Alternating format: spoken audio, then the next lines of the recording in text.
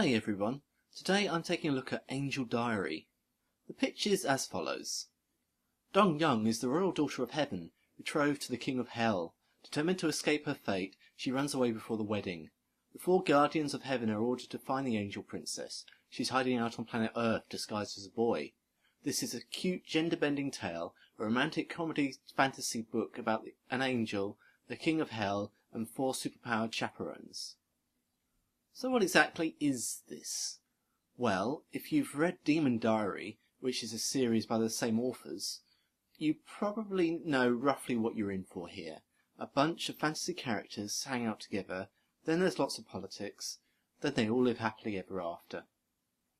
In Demon Diary, my main two problems were that the story wasn't put together very well, and the fact that half of the main cast were just allowed to get away with hanging out with the Demon Lord without being killed horribly completely broke my suspension of disbelief.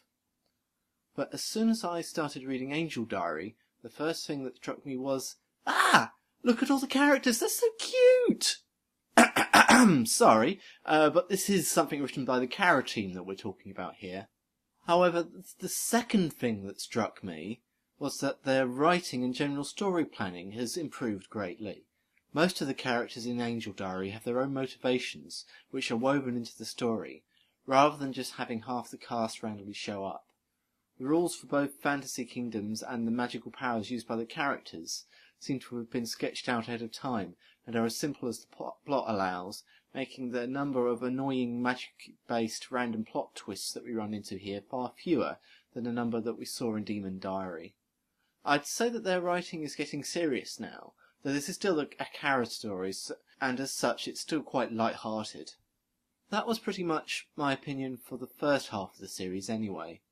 Unfortunately, in the latter half of the series' run, I felt at least a little bit disappointed.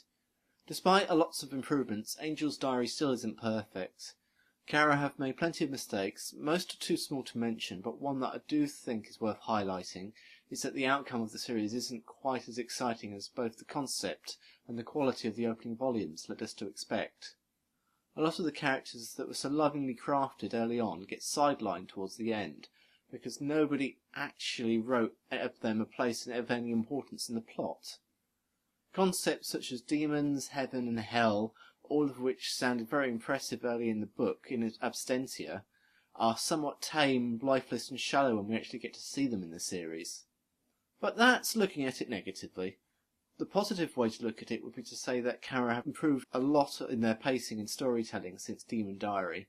If you enjoyed that series, and I think most people did despite it feeling a little amateur, then you're going to enjoy this one just as much. It's charming, but it definitely does not feel amateur.